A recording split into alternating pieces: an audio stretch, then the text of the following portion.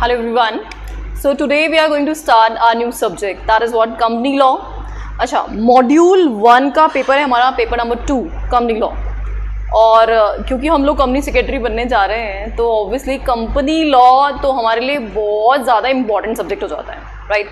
तो हमें बहुत सारी बातें जाननी होती है, बट एटलीस्ट कंपनी लॉ तो जानना ही जानना होता है ना। हमें सिक्योरिटीज लॉज के बारे में, लेबर लॉज के बारे में और भी बहुत सारे अदरवाइज लॉज के बारे में जानना ज़रूरी है। लेकिन कंपनी लॉ तो ऐसा मस्ट लॉ हो गया कि जो तो हमारी ब्लड में आ जाना चाहिए एकदम, राइट। तो हम ऑलमोस्ट कंपनीज एक्ट के काफ़ी सारे सेक्शन, मतलब 50% से ज़्यादा सेक्शन हम इस रिस्पेक्टिव सब्जेक्ट में कवर करेंगे। तो ये सब्जेक्ट जो हमारा है इसका मार्किंग कैसे कैसे रहेगा, देखिए 2 पार्ट में डिस्ट्रीब्यूटेड रहेगा हमारा ये सब्जेक्ट। फर्स्ट पार्ट आपका रहेगा 60 मार्क्स का एंड सेकंड पार्ट रहेगा हमारा 40 मार्क्स का। अच्छा, 40 मार्क्स का जो पार्ट है ना वो बहुत ही मस्त है, आउटस्टैंडिंग है। कैसे? क्योंकि इस पोर्शन में हम मोटा मोटा 2 ही चीज़ें सीखेंगे, 1 is directors and 1 is meetings. उसी को अलग अलग चैप्टर्स में बांट दिया गया है, बट एक्चुअल में डायरेक्टर्स मीटिंग्स के बारे में हम बेसिक बातें पढ़ेंगे। तो ये 2 पोर्शन ही 40 मार्क्स कवर करेंगे। इसका मतलब काफ़ी ज़्यादा इंपॉर्टेंट हो गया है। और पार्ट 1 जो है इंपॉर्टेंट तो है ही, ऑब्वियसली 60 मार्क्स है, हाँ, पर इसमें नंबर ऑफ चैप्टर्स ज़्यादा रहेंगे और 60 मार्क्स का इसका वेटेज रहेगा। चलिए, तो सबसे पहले हम लोग जो स्टार्ट करेंगे आज वो चैप्टर नंबर 2 से स्टार्ट करेंगे, and that is what legal status and types of registered companies. Legal status and types of registered companies. अच्छा, सबसे पहले आप लोग मुझे बता सकते हो क्या कि कंपनी क्या होती है? What is company? CSET में कहीं तो सुना होगा कंपनी के बारे में। तो कंपनी आखिरकार होती क्या है? What is company?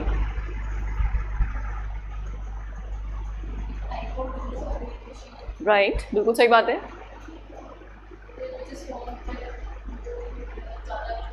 ऑब्वियसली बहुत सारे लोग मिलकर के अगर कोई बिजनेस सेटअप करना चाहते हैं और उनको काफ़ी सारी कैपिटल चाहिए, लिमिटेड लाइबिलिटी चाहिए, तो उसके लिए वो क्या करते हैं? कंपनी फॉर्म करते हैं। ऑब्जेक्टिव क्या है? बिजनेस रन करना और उस बिजनेस से प्रॉफिट अर्न करना, right, this is the objective. तो अब ये काम आप अलग अलग फॉर्म्स में कर सकते हो, लेकिन आपको जब अनलिमिटेड प्रॉफिट चाहिए, अनलिमिटेड आपको कैपिटल चाहिए, अनलिमिटेड रिसोर्सेज चाहिए, तो वहाँ पे सबसे बेस्ट मोड होता है बिजनेस रन करने का, and that is what company. तो देखिए, सबसे पहले बिजनेस के फॉर्म्स के बारे में डिस्कस करते हैं। देखो, पहले आपने पुराने ज़माने में सुना होगा सोल प्रोप्राइटरशिप, सुना है, पढ़ा भी होगा इसके बारे में। अच्छा, सोल प्रोप्राइटरशिप क्या होता है? सिंगल पर्सन, आज मैं अपना कोई बिजनेस सेटअप करूं तो मैं ही उसकी करता धरता हूं, मैं ही अपना पैसा लाऊंगी, उस बिजनेस में क्या करना है क्या नहीं करना डिसीजन मेरा होगा, बिजनेस में होने वाला प्रॉफिट लॉस भी मेरा ही होगा। अगर बहुत सारा प्रॉफिट हुआ तो भी मेरा और बहुत सारा लॉस हुआ तो भी मेरा, है कि नहीं? लेकिन इसके ड्रॉबैक्स हैं बहुत सारे। क्या ड्रॉबैक्स नज़र आते हैं आपको सोल प्रोप्राइटरशिप कंसर्न में? ज़्यादा कैपिटल नहीं आ सकती ऑब्वियसली। अभी मैं सोचूं मैं 1000 करोड़ का अपना बिजनेस सेटअप कर लूँ सोल प्रोप्राइटरशिप फॉर्मेट में, तो this is absolutely not possible कि इतना बड़ा इन्वेस्टमेंट इंडिविजुअल पर्सन के पास आ ही नहीं सकता।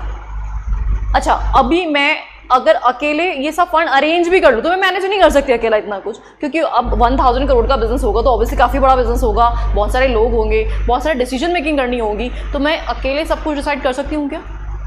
मैं टेक्निकल एक्सपर्ट भी हो जाऊँ, मैं लीगल एक्सपर्ट भी हो जाऊँ, this is absolutely not possible. तो ऐसे में मुझे बहुत सारे लोगों की हेल्प चाहिए होती है। तो मैं अकेले अगर बिजनेस कर रही हूँ तो मुझे वो सारी हेल्प, वो सारी नॉलेज नहीं मिल पा रही है। हम प्रोफेशनल्स की हेल्प ले लें भले, लेकिन देखो सैलरीड पर्सन सैलरीड ही होता है, ओनर ओनर ही होता है। क्या इस बात को बिलीव करते हो कि नहीं करते?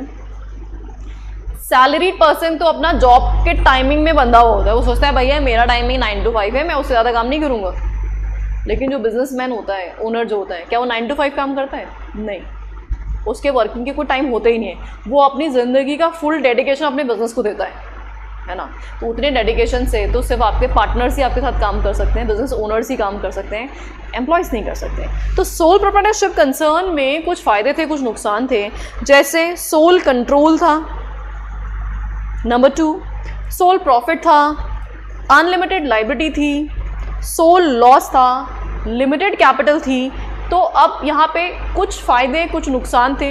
तो अगर एक छोटा बिजनेस आपको रन करना है तो उसके पॉइंट ऑफ व्यू से सोल प्रोप्राइटरशिप एक अच्छा ऑप्शन होता है। जैसे नीचे गोलगप्पे वाले होते हैं खड़े हुए, वो किस फॉर्मेट में बिजनेस रन करते हैं? सोल प्रोप्राइटरशिप कंसर्न में। क्या उसके लिए उनको 10,000 करोड़ की कंपनी बनाने की ज़रूरत है?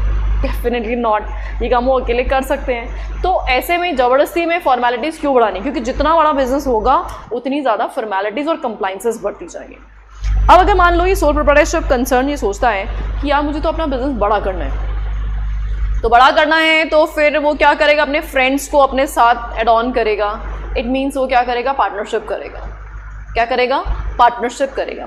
पार्टनरशिप में थोड़ा सा एडवांटेज क्या मिलता है? जो कैपिटल आपके पास बहुत ही लिमिटेड थी वो कैपिटल थोड़ी बढ़ गई है।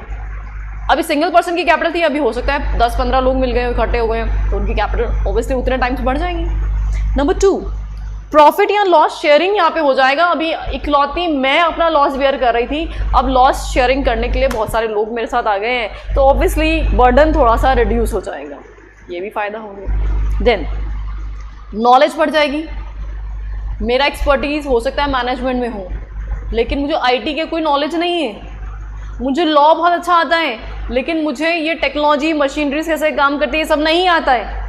तो डेफिनेट सी बात है, अगर मैं ऐसे लोगों को अपना पार्टनर बना लूँ तो मेरे लिए काम करना बहुत ही कन्वीनियंट हो जाएगा, तो अच्छा बात है। लेकिन लाइब्रेरी अभी भी अनलिमिटेड ही है। मतलब अगर लॉस हुआ बिजनेस में, असेट नहीं बची, तो आपको लाइब्रेरीज अपनी पर्सनल असेट से पे ऑफ करनी पड़ जाएगी। मतलब घर बार बिक सकता है आपका, ऑब्लिगेशन तो पूरी करनी पड़ेगी। Unlimited library, limited capital still. अभी 10-15 लोग इकट्ठे कर लेने से भी बहुत ज़्यादा कैपिटल नहीं आप बना सकते हो। अगर आपको 1 लाख करोड़ की कैपिटल चाहिए, जैसे रिलायंस है, रिलायंस नाम सुना होगा आप लोगों ने, कितनी कैपिटल मानते हो रिलायंस कंपनी की? कितनी कैपिटल होगी? Any idea? एक तुक्का लगाओ कि रिलायंस की कितनी कैपिटल होगी। 20 लाख करोड़, 20 लाख करोड़ रिलायंस की कैपिटल है। अच्छा, अब इतनी कैपिटल क्या कुछ सेलेक्टेड लोग ला सकते हैं? नहीं। पब्लिक से पैसा रेस किया है उन्होंने, करोड़ों करोड़ों लोगों ने इन्वेस्टमेंट किया है। बहुत सारे लोगों के पास रिलायंस के शेयर्स हैं, और माइट भी आपके घर में पेरेंट्स जो अगर स्टॉक मार्केट में इन्वेस्टमेंट करते हैं तो उनके पोर्टफोलियो में भी रिलायंस का शेयर हो सकता है। मतलब हर एक इन्वेस्टर, इंडिया के हर एक इन्वेस्टर के पास रिलायंस का शेयर जरूर मिल जाता है। तो how they got this money from the investors are a wide level, बहुत बड़े लेवल पे बहुत सारे इन्वेस्टर से। अगर आपको फंड रेजिंग करनी है तो पार्टनरशिप से भी बाहर निकलना पड़ेगा, और आपको क्या फॉर्म करनी पड़ेगी? कंपनी फॉर्म करनी पड़ेगी। अब इन लोगों ने क्या किया? बहुत सारे लोगों को अपने साथ जोड़ा। तो इतने सारे लोगों को अपने साथ जोड़ सकते हैं किस फॉर्मेट में? सिर्फ और सिर्फ कंपनी के फॉर्मेट में। बात क्लियर है? देखो क्या बोलते हैं। कंपनी में आपको क्या क्या फायदा है? नंबर 1, अनलिमिटेड कैपिटल है। अब भाई कैपिटल का कोई रोना नहीं है कि अरे पैसे नहीं है हमारे पास, इसलिए बिजनेस नहीं कर पा रहे हैं, फैक्ट्री नहीं डाल पा रहे हैं। कोई परेशानी नहीं है, कोई आपदा नहीं है। आईपीओ लेके आओ, फंड रेजिंग करो, बिंदास अरबों खरबों रुपए आप ला सकते हो। जहां जैसा बिजनेस सेटअप करना है, जैसी फैक्ट्री खरीदनी है, जैसी मशीनरी लानी है, वो सब कुछ पॉसिबल है। रिसेंटली आप देखोगे छोटी छोटी कंपनीज हैं, एसएमईज कंपनीज हैं, और इतने धमाधम आईपीओ लेके आ रही हैं। तो अभी nowadays investors are ready to make investment in the stock market, securities market में वो पैसा इन्वेस्ट करते हैं। तो कंपनीज के लिए बहुत सारी स्टार्टअप्स हैं, नई नई कंपनीज हैं, बैंक से लोन नहीं मिलता, कोई प्रॉब्लम नहीं है। क्या कर लो? पब्लिक से पैसा रेज करो। एसएमईज कंपनीज के रिसेंटली इतने सारे आईपीओज आ रहे हैं और सब ओवर सब्सक्राइब हो रहे हैं। तो ये सारे फायदे कब मिलते हैं? जब आप क्या बना रहे हैं? कंपनी। क्या बना रहे हैं? कंपनी। चलो, अनलिमिटेड कैपिटल, दूसरा फायदा। लाइबिलिटी लिमिटेड हो गई, सबसे शानदार फायदा। अभी तक लाइबिलिटी क्या चल रही थी? अनलिमिटेड। अनलिमिटेड यहाँ पे लाइबिलिटी क्या हो गई है? लिमिटेड। जैसे फॉर एग्जांपल मान लो आज मैंने किसी कंपनी मारुति का शेयर खरीद रखा है, ठीक है। मैंने मारुति का शेयर आज से 10 साल पहले खरीदा था, एक्चुअल बता रही हूँ आपको। आज से 10 साल पहले मारुति का share we purchased are price of 500। Can you imagine? 500 रुपये में खरीदा था, और आज की डेट पे वो शेयर कितने का चल रहा है? 12,000। 500 में खरीदा था, ठीक है, फुली पेड है। अब लेट सपोज मैंने 100 शेयर खरीदे थे मारुति के, 100 × 500, how much money I paid? 50,000 rupees. How much I paid? 50,000 रुपये। अब जो 50,000 रुपये मैंने पे किए वो मेरा टोटल एंटायर पेमेंट है। अब अगर मान लो बाई चांस गलती से मारुति जो है वो इलेक्ट्रिक व्हीकल नहीं लेके आए, वही पुराने ज़माने के व्हीकल चला रही है, वही पेट्रोल डीजल वाले व्हीकल बना रही है, अगर नए व्हीकल्स में कोई इन्वेंशन नहीं आ रहा मारुति का, तो कंपनी बंद हो जाएगी। अब अज्यूम करो कंपनी में हैवी लॉसेज हो गए, हो सकता है मारुति कोई नया इन्वेंशन कर रही थी, वो फेलियर हो गया और कंपनी में करोड़ एंड करोड़ रुपीज़ का लॉस हो गया और कंपनी अब बंद होने जा रही है। कंपनी में ऑब्लिगेशंस हैं, लाइबिलिटीज़ हैं, ड्यूज़ हैं अरबों खरबों के। I am also holder of the company. तो क्या मुझसे फर्दर पैसा मंगाया जा सकता है कंपनी में या नहीं? What do you think? क्या मुझे ऐसा बोला जा सकता है कि सोनम जी देखो ऐसा है, हमारी कंपनी में हुए हैवी लॉसेस, तो उस लॉसेस को गुड करने के लिए आपको अपनी कैपिटल लेके आनी पड़ेगी, अपना मकान बेचना पड़ेगा आपको। तो क्या मैं ऐसी ऑब्लिगेशन में हूँ? द आंसर है नो, डेफिनेटली नॉट। मेरे पर ऐसी कोई ऑब्लिगेशन नहीं है। मुझे तो सिर्फ और सिर्फ क्या करना है, जो पेमेंट करना था वो मैंने कर दिया, 50,000 रुपये। इसका मतलब मेरा मैक्सिमम लॉस कितने का होगा? 50,000 रुपये का। अब कंपनी में चाहे 100 करोड़ का लॉस हो, 10,000 करोड़ का लॉस हो, आई डोंट केयर, मुझे कोई फर्क नहीं पड़ता इससे। इसका मतलब सबसे बड़ा फायदा क्या हो गया है? लायबिलिटी लिमिटेड हो गई है। बात क्लियर? अच्छा, फिर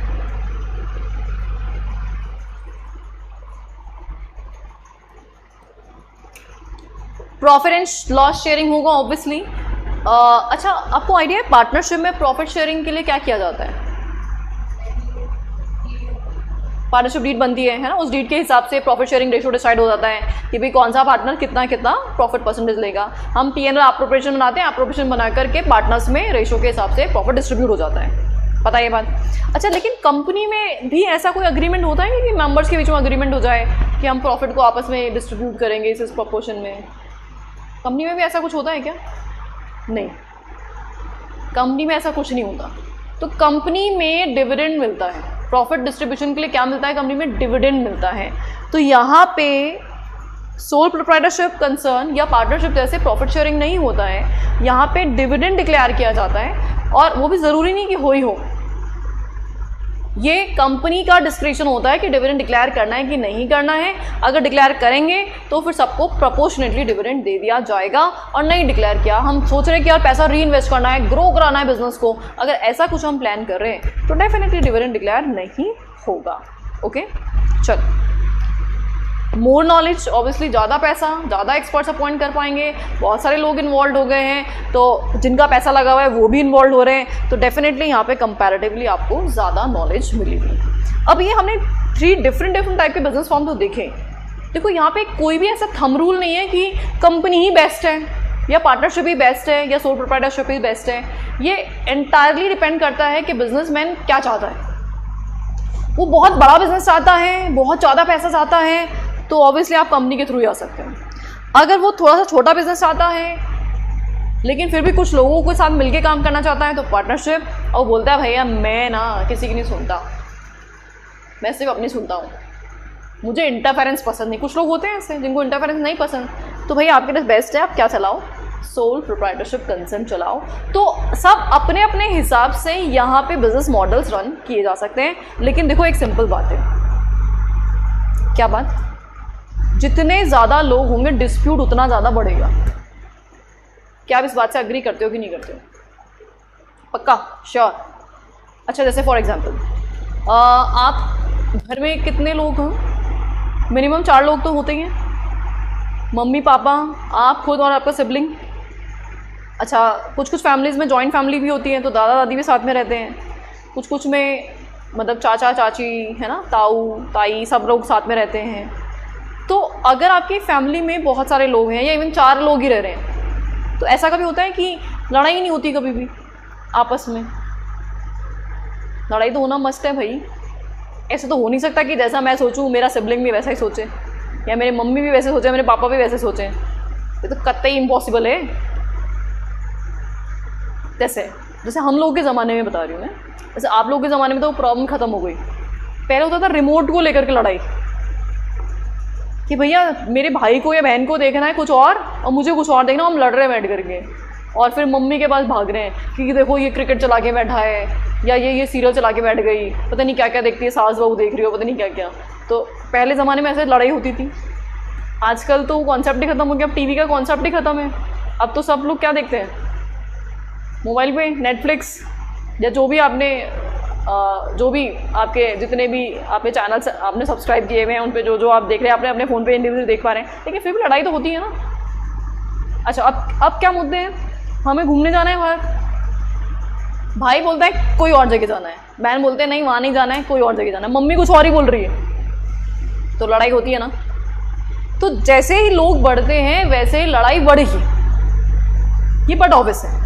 सोल प्रोप्राइटरशिप कंसर्न में अकेला था, खुद से तो क्या ही लड़ोगे आप। कभी खुद से लड़ाई की आप लोगों ने कि हम अकेले घर में बैठे खुद ही से लड़ाई कर रहे हैं, खुद ही को घूसे मार रहे हैं, खुद ही के ऊपर पिलो फेंक रहे हैं, फिर खुद ही एक दूसरे से खुद दूसरा भाई बन करके खुद ही ऐसे हरकतें कर रहे हैं। आई डोंट थिंक कि हम में से कोई भी ऐसा इंसान ऐसा करता होगा। अगर मेंटल सिकनेस है तो बात अलग है, बाकी अदरवाइज नॉर्मल इंसान तो ये सब हरकतें नहीं करता है। इसका मतलब अकेले इंसान को रेगुलेट करने की ज़्यादा कोई खास ज़रूरत नहीं है, इसीलिए सोल प्रोप्राइटरशिप कंसर्न के लिए कोई लॉ ही नहीं है। वेयरएस जैसे कुछ लोग बढ़ गए तो लड़ाई झगड़ा बढ़ेगा थोड़ा सा कंपैरेटिवली, तब भी बहुत ज़्यादा लोग नहीं हैं, कुछ सेलेक्टेड लोग ही साथ में काम कर रहे हैं। तो इसीलिए एक एक्ट बना, पार्टनरशिप एक्ट, नाम सुना होगा अगर आप लोगों ने सुना है क्या? 12th में पढ़ा भी होगा, अकाउंट्स में भी पढ़ा होगा, पार्टनरशिप एक्ट है ना। तो लेकिन पार्टनरशिप एक्ट में इतने स्ट्रिंजेंट प्रोविजंस नहीं है, क्योंकि कुछ सेलेक्टेड लोग हैं वो आपस में मिलजुल करके अपने डीड के थ्रू ही सारे काम करते हैं, तो वो आपस में सलटा लेते हैं। लेकिन जब हम बात कर रहे हैं कंपनी की, तो कंपनी में तो भाई बहुत सारे लोग हो सकते हैं, लैक्स एंड करोड्स इन्वेस्टर्स हो सकते हैं, मैनेजमेंट अलग होता है, कंपनी के इन्वेस्टर्स अलग होते हैं। तो भाई यहाँ तो डिस्प्यूट और पैसा खा के भागने के प्रोबेबिलिटी बहुत ज़्यादा है। इन्वेस्टर ने पैसा लगाया, डायरेक्टर पैसा लेके भाग गया, फरार हो गया, तो बेचारा इन्वेस्टर तो सदमे में आ जाएगा, ये क्या हो गया, मेरा पैसा खा गया। तो ऐसे में कंपनीज के एंटायर फंक्शंस एंड प्रोग्राम्स को रन करने के लिए, रेगुलेट करने के लिए क्या बनाया गया है? कंपनीज एक्ट बनाया गया है। समझ में? और कंपनीज एक्ट में ज़्यादा नहीं, सिर्फ और सिर्फ 470 सेक्शंस हैं। कितने सेक्शंस हैं? 470, दैट्स इट। और इन 470 में ऑलमोस्ट 200-250 सेक्शन तो हम पढ़ ही लेंगे यहाँ पे एग्जीक्यूटिव लेवल पे, ठीक है। I'll try कि आप लोगों को सेक्शंस भी याद हो, हम रिपीट करेंगे, बहुत बार क्लास में रिपीट करेंगे, और ऑलमोस्ट मोटा मोटा मैं याद करवा ही देती हूँ सेक्शंस। और देखो अब क्योंकि हमारा आज फर्स्ट डे है तो मैं अपने टीचिंग पैटर्न में थोड़ा सा बता दूँ आप लोगों को। हम लोग क्लास में पढ़ते हैं तो I need two way interaction, ऐसे नहीं मैं बोलती जा रही हूँ और आप लोग ऐसे ना ऐसे बैठे हो, बोलो बोलो बोलो, ऐसे नहीं। I need two way interaction, क्योंकि हम लॉ पढ़ रहे हैं भाई, इंटरप्रिटेशन जब तक नहीं करेंगे मिल करके तो मज़ा कैसे आएगा, राइट है। तो इंटरेक्टिवली अगर समझ में आ रहा है तो अच्छे से एक्सप्रेशन दो, नहीं समझ में आ रहा बोलोगे नहीं तो एक्सप्रेशन देना, नहीं समझ में आया मतलब ब्लैंक फेस लेकर नहीं बैठना है क्लास के अंदर, ठीक है। मज़ा आना चाहिए, एनर्जी होनी चाहिए क्लास के अंदर, ठीक है। नंबर 2, मैं क्लास में ना जो भी कंटेंट पढ़ाती हूँ कम से कम क्लास में 2-3 बार रिवाइज कराती हूँ, ये मेरा पैटर्न है। अभी पढ़ा, वापस रिवीजन, फिर जाते वक्त वापस रिवीजन, कम से कम 2 बार तो रिवीजन मिनिमम रोज़ रहेगा हमारा। अब आप लोग को क्या करना है, ये नहीं कि हाँ मैम हमने सुन लिया याद हो गया अब दोबारा रिवीजन नहीं करेंगे और दिमाग बंद करके बैठ गए। हर एक रिवीजन में पार्टिसिपेट करना है। एंड नंबर 2, आपको नोट्स बनाने। क्या बनाने हैं? नोट्स। क्यों बनाने हैं? ऐसे थोड़ा ना है कि मेरे को आपको सज़ा देनी है, पनिशमेंट कराना है इसलिए भैया नोट्स बनाओ, नो। मुझे आपको कोई पनिश नहीं करना है और ये कोई टेंशन भी नहीं है ऑब्वियसली। मैं चाहती हूँ आप लोग एक अटेम्प्ट में पास हो, क्योंकि CS एग्जीक्यूटिव का रिजल्ट CACT नहीं है। CACT is entirely different and executive is entirely different. वहाँ पे 60% रिजल्ट आता है CACT के अंदर, और उन 60% में से सिर्फ 4% बच्चे हैं जो एग्जीक्यूटिव क्लियर करते हैं। How much? 4%। डरा नहीं रही हूँ, रियलिटी जितनी जानोगे उतनी ज़्यादा अच्छे से पढ़ाई कर पाओगे। नहीं तो क्या था, अरे CACT तो पढ़ लेते हमने 1 महीने में, एग्जीक्यूटिव में वो किया ना तो भाई ढेर हो जाएंगे हम। तो इसीलिए हमें from the very first day very alert होना है। पहले दिन से आप बिल्कुल ऐसे स्टार्ट करो कि भाई हमारे एग्ज़ाम आ ही रहे उसी वे में, क्योंकि एग्ज़ाम आते वक्त टाइम नहीं लगता है, महीने यूँ ख़त्म होते हैं, यूँ चुटकियों में टाइम ख़त्म होता है। ऐसा लगे अरे हम तो आ जाएँ और थोड़े दिन वाले 2-3 महीने हो गए, मतलब आपको रियलाइज़ भी नहीं होगा कि कितनी जल्दी टाइम पास हो जाएगा। तो इसलिए हम वेरी फर्स्ट डे से ये सब काम प्रैक्टिस करेंगे। अब कॉपी क्यों बनानी है उसका रीज़न सुन लो। ICSI का मॉड्यूल देखा है क्या आप में से किसी ने? मॉड्यूल देखा है? None of you? चलो मैं बता देती हूँ। कंपनी लॉ का मॉड्यूल है 1000 पेजेस का। कितने पेज? 1000 पेजेस का। अब हम लोग मॉड्यूल बेस्ड ही पढ़ाते हैं, पूरा एंटायर मॉड्यूल ही कवर करेंगे, बस जहाँ जहाँ रिपीटेशन है वो एलिमिनेट करते हैं, बाकी कुछ एलिमिनेशन नहीं होगा। अब ठीक है, एलिमिनेशन मैंने किया, थोड़ा लैंग्वेज शॉर्ट कर दिया मेरे नोट्स के अंदर और थोड़ा सा रिपीटेशन हटा दिया, तो 1000 को मैंने 700 पेजेस में कवर कर दिया। इससे ज़्यादा तो नहीं कर सकती ना शॉर्टन। अब 700 पेजेस के कंपाइलर मिलेंगे आपको। क्या एग्जाम से एक दिन पहले 700 पेजेस पढ़ सकते हो? Is this possible? Absolutely not possible. Exam से पहले तो छोड़ो, उससे बहुत पहले जब हम रिवीजन कर रहे होंगे तब भी नहीं कर पाएंगे, तब भी हमें ऐसे अलग आफत आ जाएगी, ओह कैसे पढ़े। लेकिन अगर 700 पेजेस को अगर हम 100 पेजेस में कन्वर्ट कर लें तो कर पाओगे? डेफिनेटली कर पाओगे। इसीलिए हम नोट्स बनाते हैं, अपने हैंड रिटन नोट्स। और हैंड रिटन नोट्स में बनाना है हमें समरी इन द सेंस कि हम की पॉइंट्स उसमें से निकाल के लिख लें, प्रोसेस बना लें, फ्लो चार्ट बना लें, सो दैट लैंग्वेज हम एलिमिनेट कर देंगे and will have very good notes, ताकि एग्जाम से एक दिन पहले पूरे नोट्स इतने आई कैची होंगे कि फटाफट हम रिवाइज कर पाएंगे। बात समझ में आ रही? बनाने कैसे हैं वो मैं आपको गाइड करूंगी अभी, कैसे कैसे हम बनाएंगे जब हम कंटेंट पढ़ेंगे। बट नोट्स बनाने ये माइंड में सेट कर लो, सिर्फ कंपनी लॉ के नहीं, सबके बनाने। ऐसे नहीं कि सिर्फ मैम ने बोला है कंपनी लॉ के लिए तो कंपनी लॉ का बना लेंगे। No, you need to prepare notes of every subject. मैं तो देखो चेक भी करती हूँ बाकायदा, मैं चेक करूँगी कॉपी आप लोगों की, ठीक है? तो इसलिए बनाना स्टार्ट करेंगे हम आज से ही, राइट है? क्योंकि देखो क्या होता है, बर्डन हम छोड़ते हैं आने वाले 2-3 दिन पे, तो 3 दिन का वर्क इकट्ठा हो जाएगा। फिर हम सोचेंगे अरे यार छोड़ो अब आगे क्या करेंगे, तो वो छोड़ते छोड़ते छोड़ते छोड़ते पूरा सेशन खत्म हो जाएगा। And I don't want that. What I want, very first day से आप एक्टिव रहें, एकदम सही से पढ़ाई करें तो बर्डन बिल्कुल नहीं आएगा। रोज़ का रोज़ काम निपटाते जाएंगे तो बहुत ईजी गोइंग में हम एग्जीक्यूटिव क्लियर कर पाएंगे। ठीक बात है? बढ़ लें आगे। तो देखो, हाँ जी, to working the operations of the company and to regulate the company, Companies Act 2013 came into existence on which date 12 September 2013। It's not like that कि 2013 में पहली बार कंपनीज एक्ट आया था, पहले भी तो था। कंपनीज एक्ट 1956 था, उससे पहले कंपनीज एक्ट 1913 था। तो देखो ऐसा नहीं है कि एक्ट पहली बार आ रहा है। 13 इसलिए हुआ क्योंकि पूरा एक्ट पूरा चेंज हो गया। कंपनीज एक्ट 1956 में बहुत सारे अमेंडमेंट थे, बहुत सारी चीज़ें थी जो ऑब्सोलीट हो गई हैं, बहुत सारी चीज़ें थी जो हमें नई ऐड ऑन करनी थी। तो इसलिए सरकार ने बोला उस पुराने एक्ट को हटाओ और उसकी जगह पे नया एक्ट पास करो। तो इसीलिए 2013 में न्यू एक्ट पास किया गया था। ओके, चलो मैं है ना कुछ शुरुआत करने से पहले कुछ बेसिक जानकारी दे देती हूँ आप लोगों को। आपको पता है तो आप लोग बताना। What is act? एक्ट क्या होता है?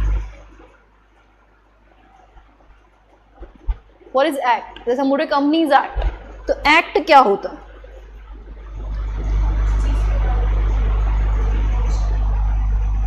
अच्छा, ओके ओके। एक्ट कौन पास करता है? पार्लियामेंट।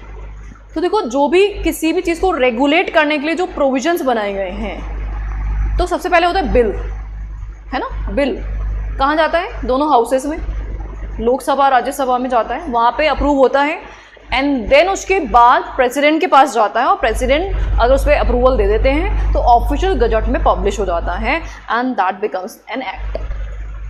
क्या एक्ट पास करना बहुत इजी प्रोसेस है? बहुत भयंकर है, बहुत भयानक प्रोसेस है भाई एक्ट बनाना, क्योंकि पार्लियामेंट के हाउसेस की परमिशन लेना, डू यू थिंक ये बहुत इजी काम रहा होगा? पहली बात तो देखो, अभी रिसेंटली तो फिर भी इजी है क्योंकि जो मोदी गवर्नमेंट है वो मेजॉरिटी की गवर्नमेंट है, तो मेजॉरिटी गवर्नमेंट होने से उनको हमेशा मेजॉरिटी आई जाती है, कंसेंट आई जाती है। लेकिन उससे पहले क्या होता था कि कभी भी मेजॉरिटी की गवर्नमेंट बनती नहीं थी, हमेशा कॉम्बिनेशन में बनती थी। सुना है ऐसा आप लोगों ने? जैसे कांग्रेस की अगर गवर्नमेंट बनी तो कांग्रेस को सीट्स कम मिल रही थी तो कोई ना कोई दूसरी पार्टी ने सपोर्ट दिया, से हमारी दीदी है ना, यस, ममता दीदी, उन्होंने अच्छा उन्होंने बोला हाँ जी मैं सपोर्ट करती हूँ आपको। तो फिर अब ममता दीदी क्या करेंगी, अब ना हंगामा मचाएगी, बोले ये प्रोविजन तुम नहीं ला सकते, अगर तुम ये प्रोविजन लेके आए, ये एक्ट पास कराए तो मैं तुम्हें सपोर्ट खींच लूँगी। तो जो रूलिंग पार्टी होती है वो हमेशा डरती है क्या सपोर्ट खींच लिया तो सरकार गिर जाएगी, बहुत बड़ा आपदा आ जाएगी। तो ऐसे में हम दबे हुए रहते थे, हमेशा प्रेशराइज रहते थे। और जो सपोर्टिंग जो भी पार्टीज होती है वो क्यों नहीं पास होने देती, क्योंकि उनको ये पता है कि अगर ये एक्ट इनके सेशन में पास हो गया तो इनका अचीवमेंट हो जाएगा और फिर हमारा क्या, पॉलिटिकल मुद्दे होते हैं बहुत सारे, है ना। तो इसलिए कोई भी पार्टी जो होती है जो ऑपोजिशन में है या अदर सपोर्टिंग पार्टीज होती हैं वो कभी भी कोई लॉ पास होने नहीं देती। लेकिन अभी फिलहाल ठीक है मोदी जी की, क्योंकि कौन सी गवर्नमेंट चल रही है, मेजॉरिटी की गवर्नमेंट चल रही है, तो मनमाने ढंग से जो एक्ट पास करना है कर लो। दमादम कितने एक्ट पास करा दिए उन्होंने जब से आए तब से, है ना। तो इसलिए पास हो पाए, अदरवाइज तो पुराने ज़माने में तो बहुत ही मुश्किल था। तो अभी मैं ये क्यों बता रही हूँ, क्योंकि एक्ट पास करना एक बहुत ही स्ट्रिंजेंट प्रोविज़न है, बहुत ही मुश्किल है। इसको पास कराने के लिए पार्लियामेंट के सेशंस पहले तो लगे, इतनी तो छुट्टी आती है, और फिर पता नहीं इनके इतने सारे इंपॉर्टेंट मुद्दे चलते हैं, इंटरनेशनल मुद्दे चल रहे हैं, इंडिया की सिक्योरिटी एंड सेफ्टी के बारे में सोचना है, डेवलपमेंट के बारे में सोचना है, उसमें एक्ट वैक्ट तो थोड़े से साइड ही हो जाते हैं।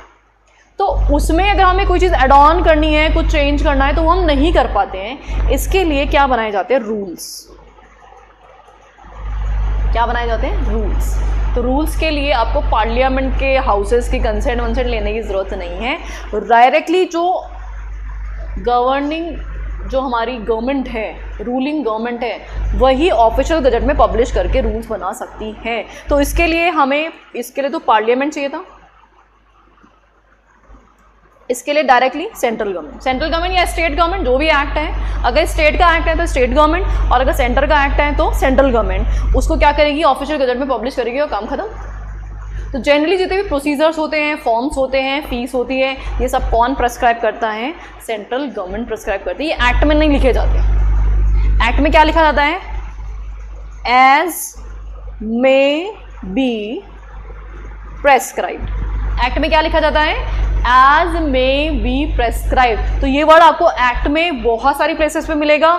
जब भी आपको ये वर्ड दिखाई दे रहा है एज मे बी प्रेस्क्राइब, इसका मतलब ये बात समझ लेना कि वो चीज़ आपको कहाँ मिलेगी, रूल्स में मिलेगी। कहाँ मिलेगी, रूल्स में मिलेंगे। बात समझ में आ गई आप लोगों को।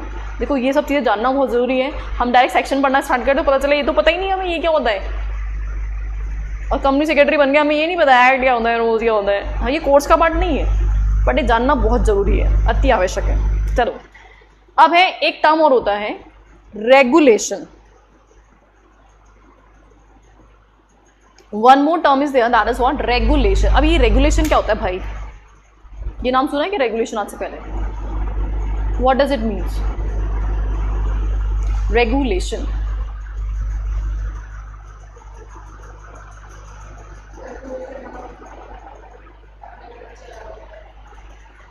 हाँ, मतलब सारे के सारे यही है, एक्ट में भी वही कर रहे हैं, हम कंट्रोल कर रहे हैं ताकि नॉर्म्स बना दें, टर्म्स एंड कंडीशंस डाल दी, ऐसे ऐसे काम करना है ना। रूल्स में भी वही है, लेकिन अथॉरिटीज़ वाइज डिफरेंस है ना। यहाँ अथॉरिटी पार्लियामेंट थी, यहाँ अथॉरिटी सीजी है, तो यहाँ कौन सी अथॉरिटी होगी, ये है डेलीगेटेड अथॉरिटीज़। कौन है ये,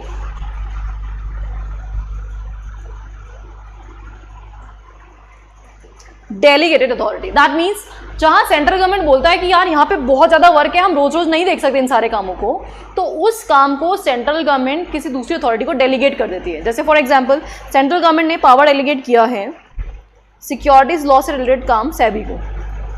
सेबी का नाम सुना है आप लोगों ने, securities exchange board of India.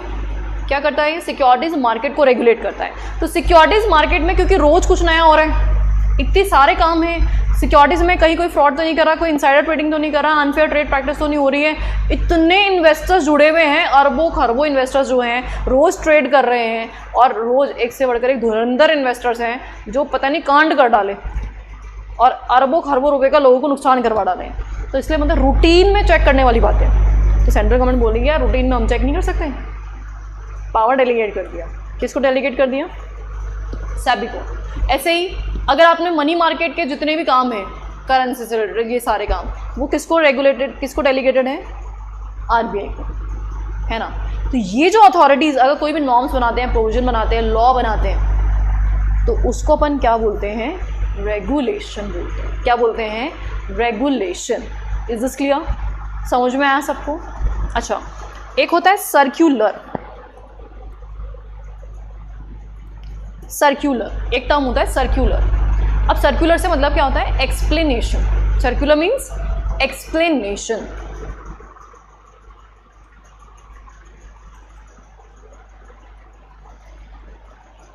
अच्छा, एक्सप्लेनेशन दैट मीन्स कभी कभी क्या होता है कि कोई लॉ बना हुआ है और उस लॉ का इंटरप्रिटेशन ये कुछ कर रहे हैं, ये कुछ कर रहे हैं, आप कुछ कर रहे हो, मैं कुछ और कर रही हूँ। तो सेंट्रल गवर्नमेंट को लगता है यार ये क्या हो रहा है, कोई कुछ भी इंटरप्रिटेशन निकाल रहा है अपने अपने हिसाब से। तो सेंट्रल गवर्नमेंट बोलती है अरे भाई इसका मतलब ये है, कुछ और इंटरप्रिटेशन ना निकालें। तो क्लैरिफिकेशन इन द लॉ उसको क्या बोलते हैं? सर्क्यूलर बोलते हैं। Am I clear? And notification. Notification official gazette में पब्लिश होता है। ये होता है अमेंडमेंट। अगर आपने कोई लॉ बना रखा है ऑलरेडी, आपको लगता है कि यार ये लॉ अभी प्रैक्टिकली ठीक नहीं है, हमें कुछ चेंजेस करने की ज़रूरत है, तो हम चेंज करते हैं उसको। तो जब भी कोई चेंजेस करते हैं, ऑल्टरेशन करते हैं, तो उसको क्या बोलते हैं? नोटिफिकेशन बोलते हैं। This is called amendment. हाँ जी, ये टर्म समझ में आया आप लोगों को?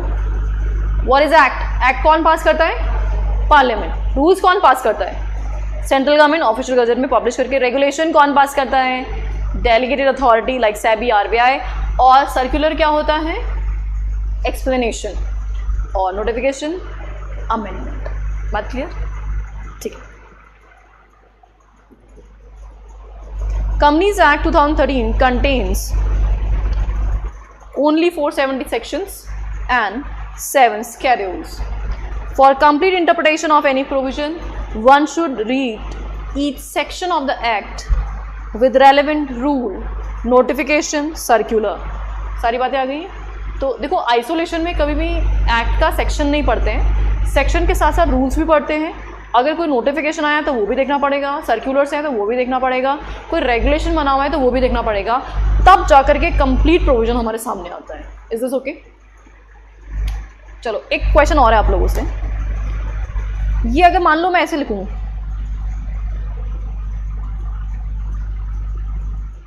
इसको कैसे रीड करते हैं?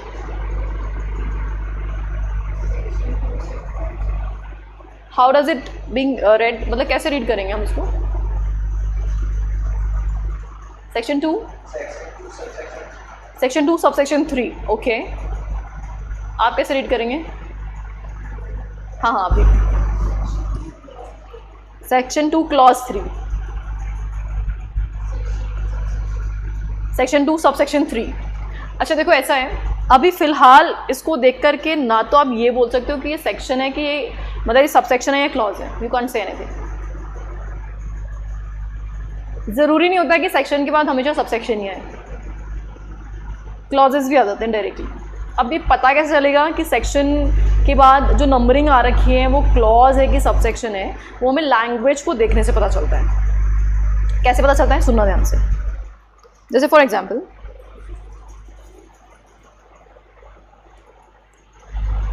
जैसे बेयर एक्ट। बेयर एक्ट जानते हैं आप? बेयर एक्ट जिसमें सारे के सारे एक्ट के सेक्शंस लिखे हुए होते हैं, है ना? एक सेक्शन लिखा हुआ है 173, और किसके बारे में उसकी हेडिंग लिखी हुई है? हेडिंग, और फिर 1 2 3 ऐसे स्टार्ट हो गया। तो ये सारे हैं सब सेक्शंस। ये क्या हो गए?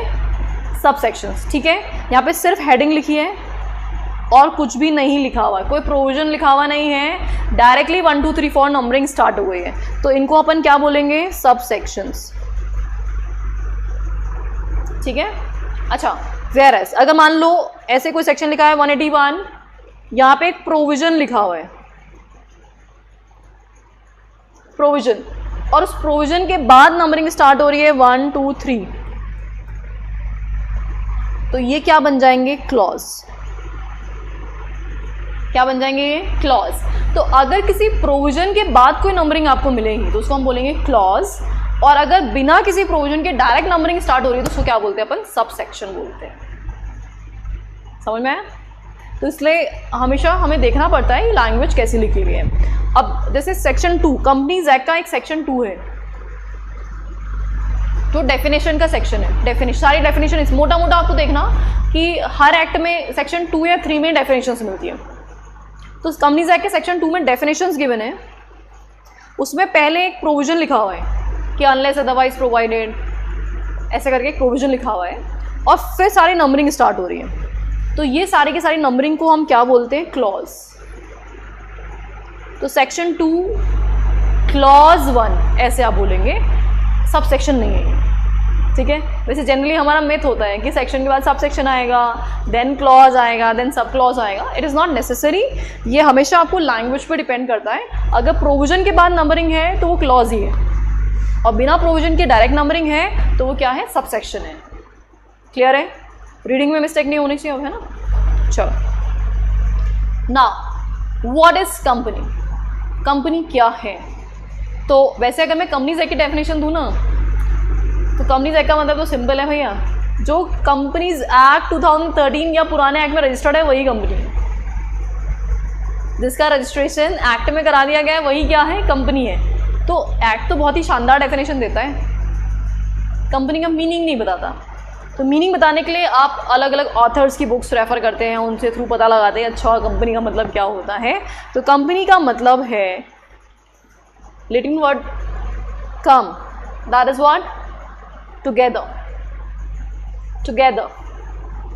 और पनीज, दैट इज व्हाट? ब्रेड।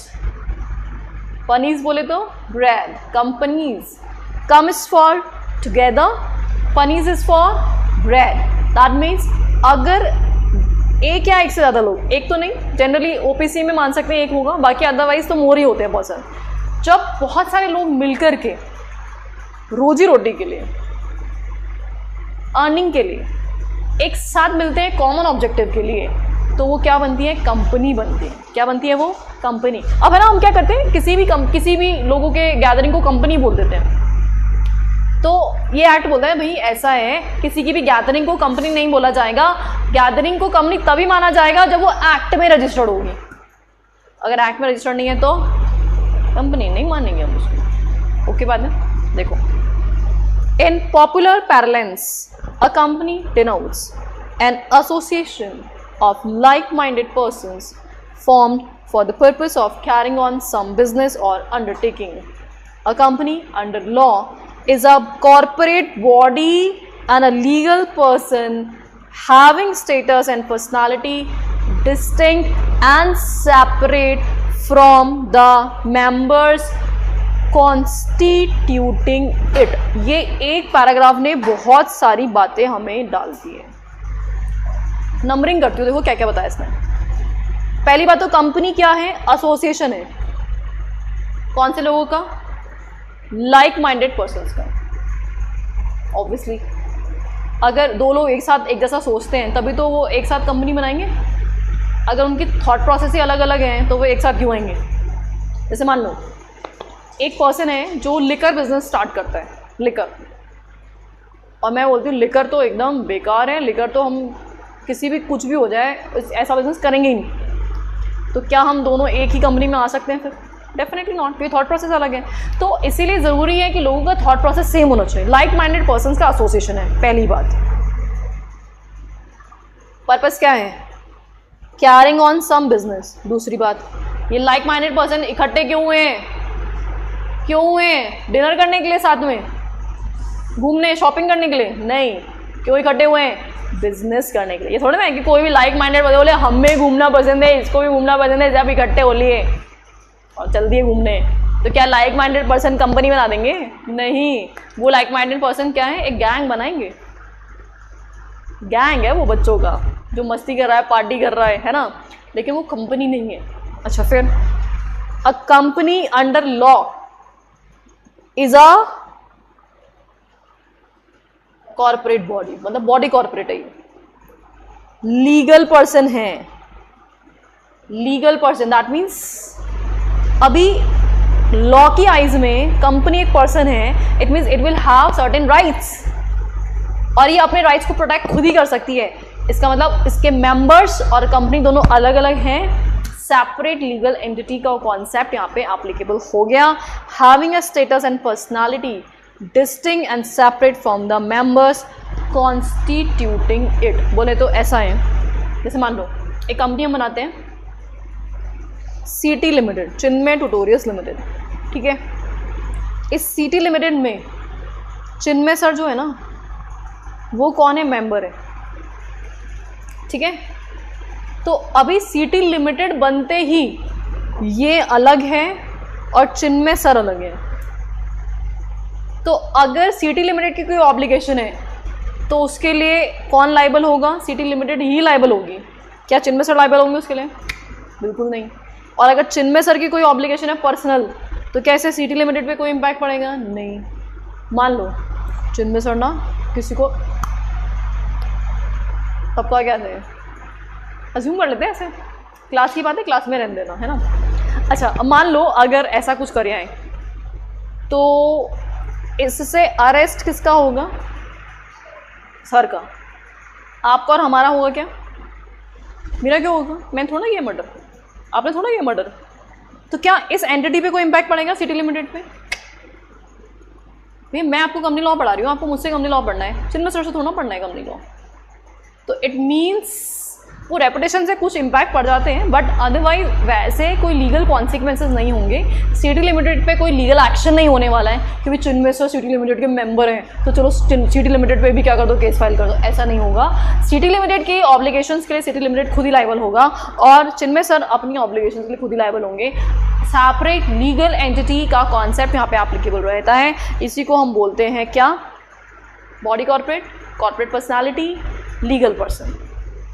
ठीक बात है, बात समझ में आई? तो क्या यहाँ पे 3 बातें निकल के आई हैं। पहली बात नंबर 1, कौन से लोग होंगे? लाइक माइंडेड लोग, एसोसिएशन बनाएंगे काय को? बिजनेस रन करने के लिए। और फिर जब वो एसोसिएशन बनाते हैं वो क्या बन जाती है? Body corporate, legal person, separate legal entity from members अलग होगी। Am I clear? बात समझ में आई? देखो मैं जो समरी के लिए बोल रही हूँ वो ऐसे ही समरी करनी है हमें। What we need to do. अब कैसे लिखोगे इसको? जैसे ये पैराग्राफ है, मुझे इसको समरी में लिखना है। अब ऐसे नहीं लिखना इन पॉपुलर पैरालेंस कंपनी में, ऐसे लिख दोगे तो फिर तो वही सेम कॉपी पेस्ट हो गया, वो नहीं करना है। Number 1, association of like minded persons,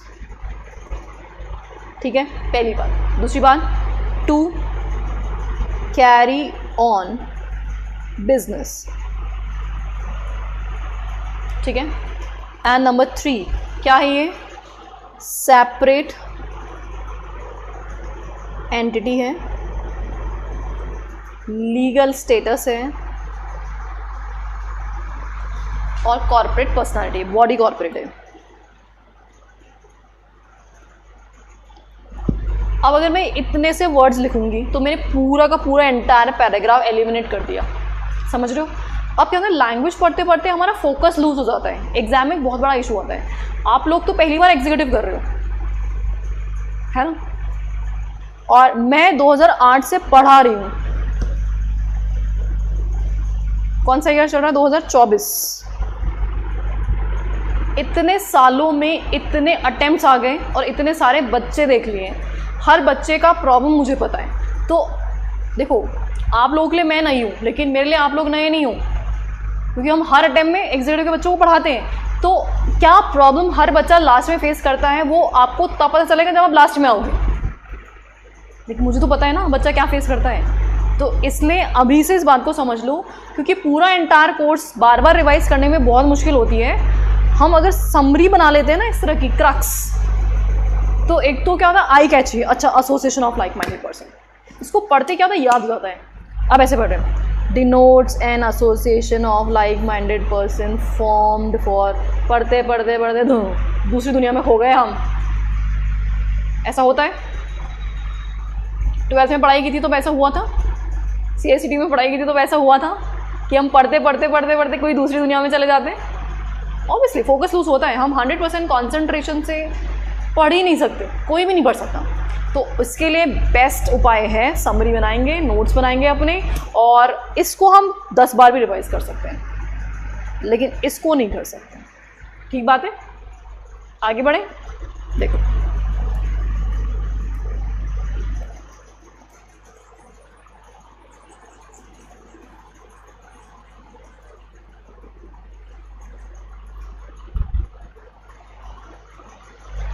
it is called body corporate because the persons composing it are made into one body by incorporating it according to the law and clothing it with legal personality। देखो सब लोगों ने मिलकर के एक entity बना दी है और उस एंटिटी को हमने एक बॉडी का क्लोथिंग दे दिया है और वो एक अलग एंटिटी हो गई, एक सेपरेट पर्सनालिटी हो गई है। The word corporation is derive from the Latin word corpus, जिसका मतलब क्या होता है, बॉडी।